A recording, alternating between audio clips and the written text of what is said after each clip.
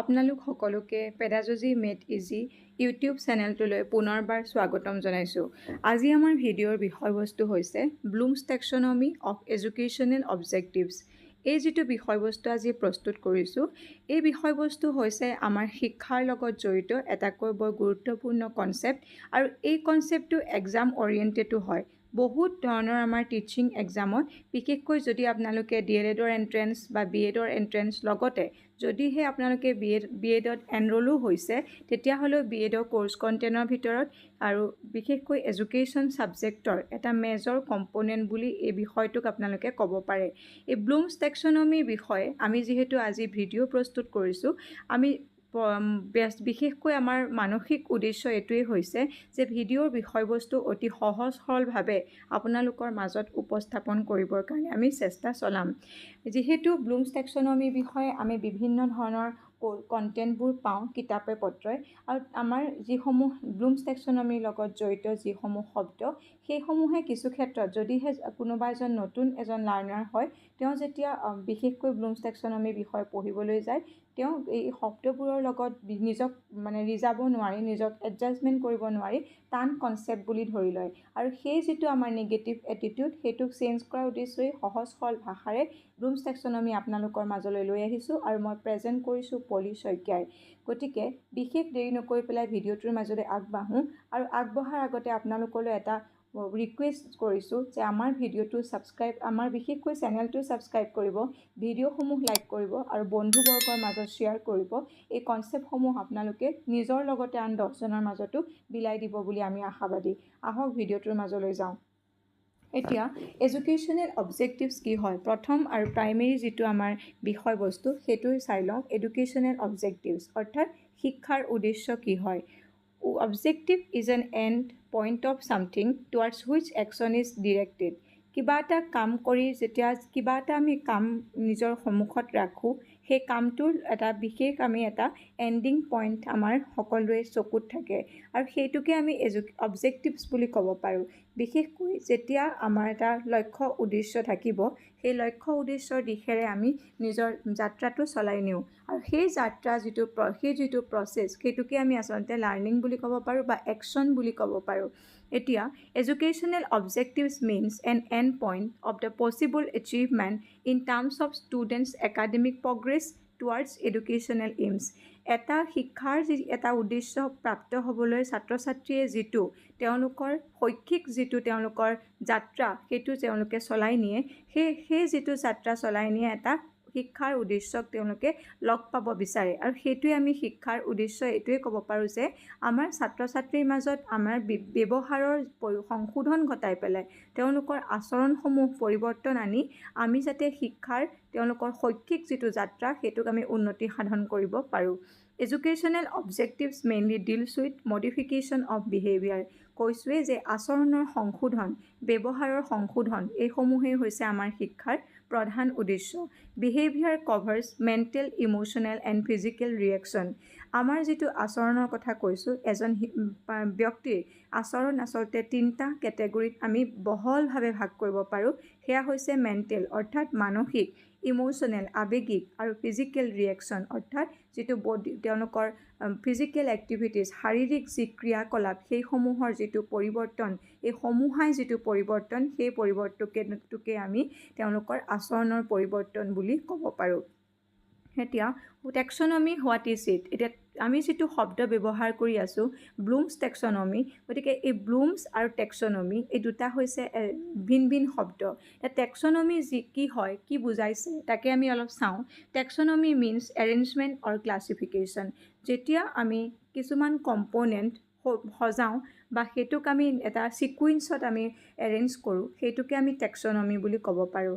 আপোনালোকে সৰু ল'ৰা ছোৱালীৰ যিটো ডাইচসমূহ দেখিছে, তাত কি থাকে, এলফাবেট থাকে, ABCD বা 1 2 3 4 থাকে। সেই ডাইচবিলাক য'ত ত'ত সিঁচৰিত কৰি পেলাই তেওঁলোকৰ সন্মুখলৈ যেতিয়া আমি আগবঢ়াই দিওঁ, তেতিয়া ছাত্ৰ ছাত্ৰীসকলে এলফাবেটিকেলি Aৰ পৰা Zলৈকে তেওঁলোকে ছিকুৱেঞ্চ মিলাই পেলাই সজায়।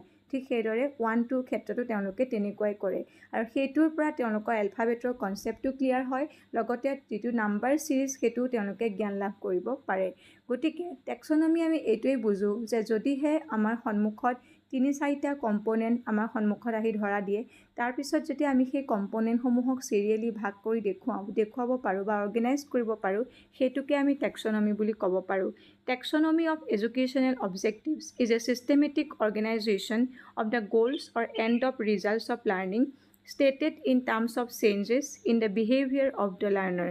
এতিয়া টেক্সনমি অফ এডুকেশ্যনেল অবজেক্টিভছ শিক্ষাৰ বিশেষকৈ শৈক্ষিক উদ্দেশ্যৰ যি টেক্সনমি সেইটো কি হয় তাক কৈছে যে এটা চিষ্টেমেটিক অৰ্গেনাইজেশ্যন অফ দ্য গ'ল শৈক্ষিক যিসমূহ আমাৰ উদ্দেশ্য আছে লক্ষ্য আছে সেইসমূহক আমি শৃংখলাবদ্ধভাৱে সজাই এটা লাৰ্ণিং আউটকাম আমি পাবৰ কাৰণে এটা আমি কি কৰোঁ ছাত্ৰ ছাত্ৰীৰ মাজত ব্যৱহাৰসমূহক বা আচৰণসমূহক আমি সংশোধন কৰি পেলাই সেই যিটো শিক্ষাৰ উদ্দেশ্য সেইটোক পাবলৈ আমি চেষ্টা কৰোঁ। অৰ্থাৎ কোনো এটা শৈক্ষিক বিষয়বস্তু আমি প্ৰস্তুত কৰোঁতে আমি কি কৰোঁ এটা পাৰ্টিকুলাৰ ছিকুৱেঞ্চ মেইনটেইন কৰোঁ। ধৰক আমি কিবা এটা কবিতা এটা আমি ছাত্ৰ ছাত্ৰীৰ সন্মুখত দিব বিচাৰিছোঁ বা তেওঁলোকক তাৰ ওপৰত জ্ঞান দিব বিচাৰিছোঁ, তেতিয়া প্ৰথম কথা আমি কবিতাৰ শিৰোনামা তেওঁলোকক দিম, তাৰপিছত কবিতাৰ স্তৱকসমূহ আমি তেওঁলোকক বুজাম, তাৰপিছত আমি কবিজনৰ পৰিচয় দিম, কবিজনৰ যিসমূহ আন সৃষ্টি সেইসমূহক আমি তেওঁলোকৰ মাজলৈ আমি জ্ঞান প্ৰদান কৰিম।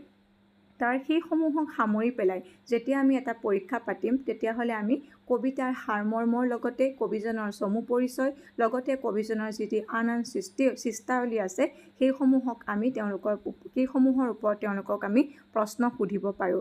গতিকে আপোনালোকে বুজি পাইছে যে টেক্সনমি হৈছে আমি আমাৰ বিষয়বস্তুসমূহক শৈক্ষিক যিসমূহ কণ্টেণ্ট সেইসমূহক আমি কেনেদৰে শৃংখলাবদ্ধভাৱে সজাই শিক্ষাৰ উদ্দেশ্য আমি লাভ কৰিব পাৰিছোঁ। এতিয়া ব্লুমছ টেক্সনমি কি হয়? Professor B.S. Bloom of the University of Chicago first to be present taxonomy of educational objectives related to cognitive domain in the year 1956. এই পইণ্টটো এটা এক্সামৰ কাৰণে বৰ গুৰুত্বপূৰ্ণ পইণ্ট। যিহেতু ব্লুমছ টেক্সনমি এই নামটো আমি শুনি থাকোঁ, টেক্সনমি বিষয়ে আমি জ্ঞান পালোঁ যে এটা এৰেঞ্জমেণ্ট বুলি আমি ক'ব পাৰোঁ। সেই যিটো ব্লুমছ তাৰ সন্মুখত যিটো ব্লুমছ নামটো ইউজ হৈছে সেইটো আন একো নহয়, এজন প্ৰফেচাৰ নাম আৰু তেওঁ হৈছে B.S. Bloom। ইউনিভাৰ্চিটি অফ চিকাগোৰ তেখেত এজন প্ৰফেচাৰ আছিলে আৰু তেওঁৱেই এই টাৰ্মটো যিটো টেক্সনমি আমাৰ এডুকেশ্যনেল অবজেক্টিভৰ সেই টাৰ্মটো তেখেতে পোনপ্ৰথমবাৰৰ বাবে ব্যৱহাৰ কৰিছিলে।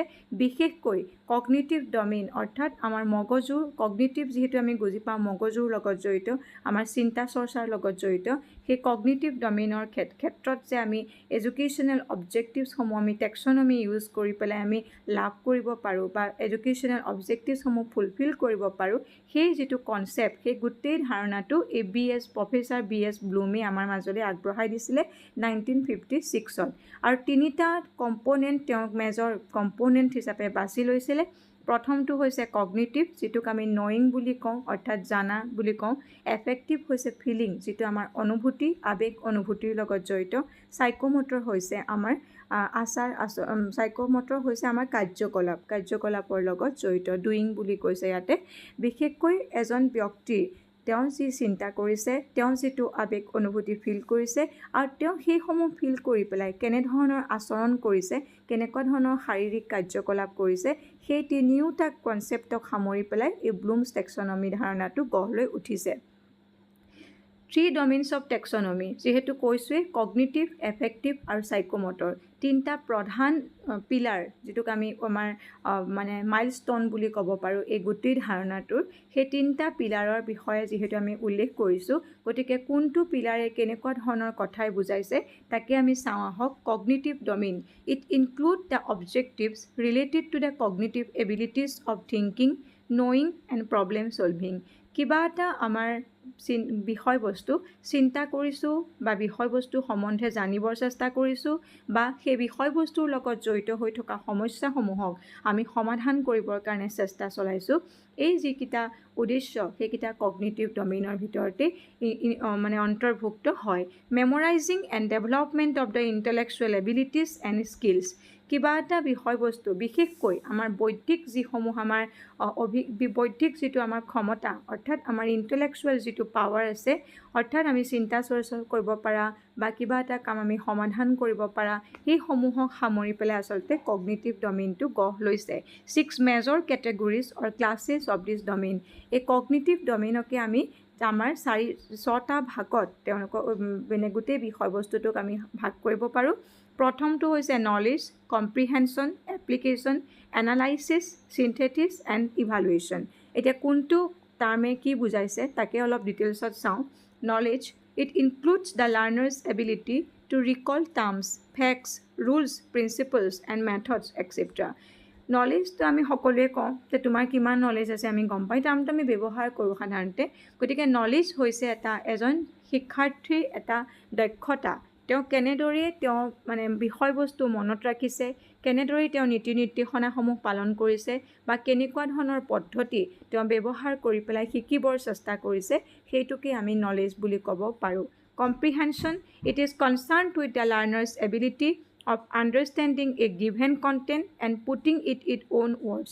Comprehension মানে কি যে তোমাৰ ছাত্ৰ ছাত্ৰীৰ যিটো দক্ষতা, তেওঁলোকৰ বুজি পোৱাৰ যিটো দক্ষতা, সেইটোক তেওঁলোকে বিষয়বস্তুসমূহ বিভিন্ন জনা ব্যক্তিৰ পৰা বা কিতাপে পত্ৰই তেওঁ সেইখিনি লাভ কৰি পেলাই সেইটো নিজৰ ভাষাত যেতিয়া তেওঁ সেইটো বুজিবৰ চেষ্টা কৰিব বা সেইটোক তেওঁ জানিবৰ চেষ্টা কৰিব বা নিজৰ লাইফত তেওঁ এপ্লাই কৰিব, সেইটো কম্প্ৰিহেনশ্যন বুলি ক'ব পাৰোঁ। এক্সাম্পল ৰূপে ক'ব পাৰোঁ, able to translate, give examples, illustrate etcetera. কিবা এটা বিষয়বস্তু যেতিয়া আমি নিজৰ ধৰণে আমি অনুবাদ কৰিবলৈ চেষ্টা কৰোঁ বা আমি নিজৰ উদাহৰণ দি পেলাই সেই বিষয়বস্তুক আমি ব্যাখ্যা কৰিবৰ চেষ্টা কৰোঁ বা সেই বিষয়সমূহক আমি খুব মানে আমোদজনকভাৱে বা ছাত্ৰ ছাত্ৰীৰ এট্ৰেকশ্যন আনিব পৰাকৈ আমি যেতিয়া উপস্থাপন কৰোঁ, সেইটোৱে হৈছে কম্প্ৰিহেনশ্যন।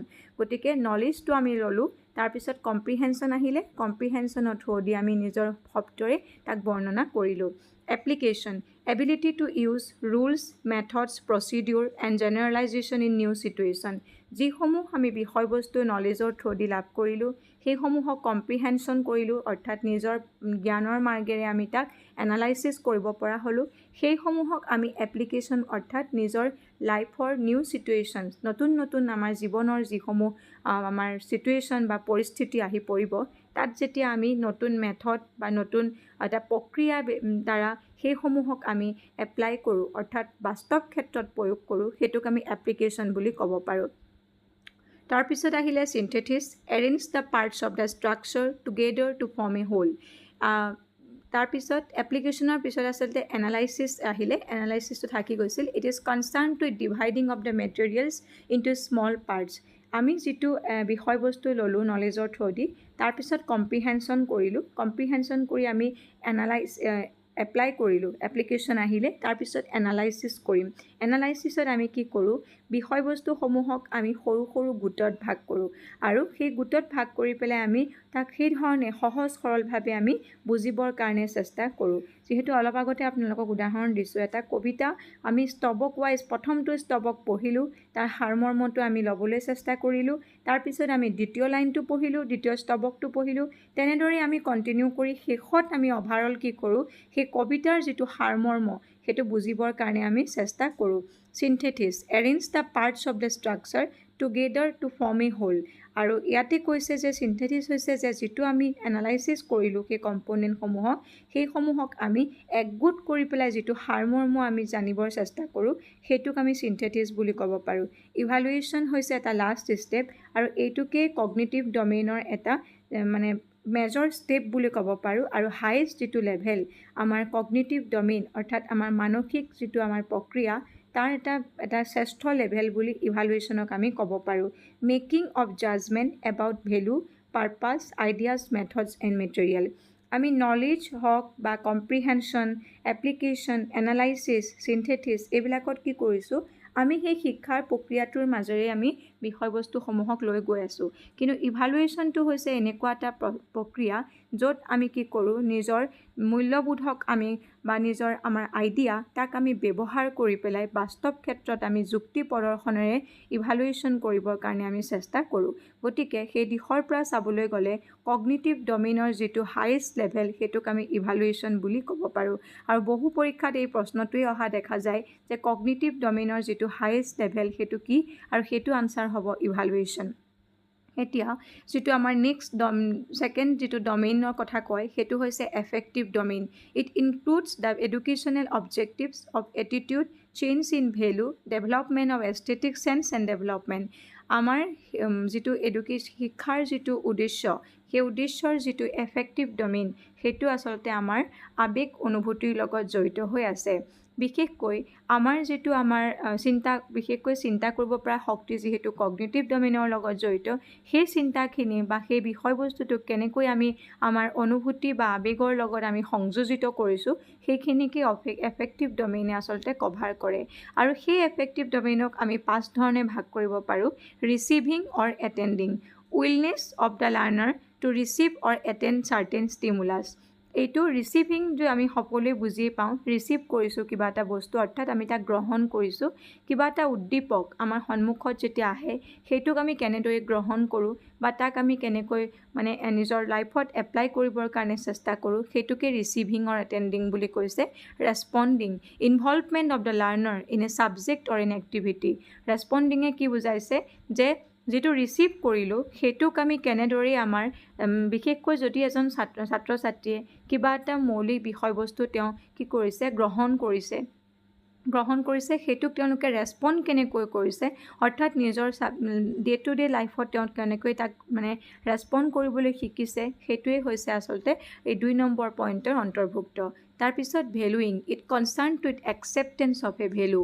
আৰু আমি কি কৰোঁ, আমাৰ মূল্যবোধসমূহক আমি ভেলু দিবৰ কাৰণে চেষ্টা কৰোঁ, অৰ্থাৎ কেনেকৈ কোনটো অৱস্থানত কেনেকৈ তাক গুৰুত্ব প্ৰদান কৰিব লাগে সেইটোৱে ইয়াত বুজাইছে। Organization, it includes the conceptualization of value and organization of a value system.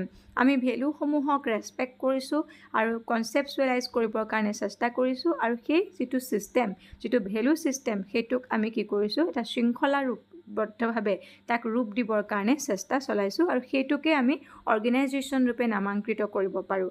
Characterization by a value or value complex. At this level, the individual acts consistently with value internalized by him or her. ইয়াতে কি কৈছে যে ইণ্টাৰনেলাইজ বা হিম অৰ হাৰ, অৰ্থাৎ আমি যিটো value process বা value complexity এই যিটো শব্দ পাইছোঁ সেইটো হৈছে আমাৰ যিটো জ্ঞান আমি লাভ কৰিলোঁ বা যিটো আমি মূল্যবোধ লাভ কৰিলোঁ সেইটোক আমাৰ আবেগৰ বা আমাৰ অনুভূতিত আমি এটা স্থান দিলোঁ, আৰু সেই আবেগ অনুভূতিসমূহক মানি চলি পেলাই যেতিয়া আমি সেই প্ৰচেছটো ফ'ল' কৰি যাওঁ সেইটোকে আমি আচলতে এই লাষ্ট পইণ্টৰ অন্তৰ্ভুক্ত কৰিব পাৰোঁ।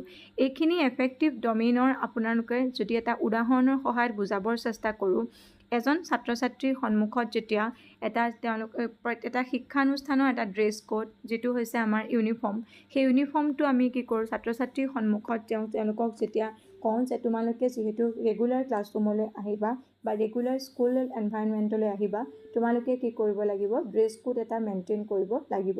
ছাত্ৰ ছাত্ৰীয়ে সেইখিনিসমূহ ৰিচিভ কৰে বা তেওঁলোকে সেই ছিটুৱেশ্যনটো ৰেছপণ্ড কৰে, লগতে কি কৰে যে এই ড্ৰেছ কোডটোৰ যিটো কথা যে কিহৰ কাৰণে আমাক এটা পাৰ্টিকুলাৰ ড্ৰেছ কোড আমাৰ স্কুল এনভাইৰনমেণ্টত ৰাখিছে, যাতে ছাত্ৰ ছাত্ৰীসমূহৰ মাজত কোনো ধৰণৰ ডিছক্ৰিমিনেশ্যন নাথাকে। প্ৰত্যেকজন ছাত্ৰ ছাত্ৰীয়ে কি কৰিব পাৰে, সমানভাৱে তেওঁলোকৰ যিটো পৰিৱেশৰ পৰাই নাহক কিয়, যিটো তেওঁলোকৰ অৰ্থনৈতিক বেকগ্ৰাউণ্ড নহওক, তেওঁলোকে সেই একেধৰণৰ পোছাক বা একেধৰণৰ জোতা, একেধৰণৰ স্কুল এটা এনভাইৰনমেণ্ট তেওঁলোকে ক্ৰিয়েট কৰিব পাৰে।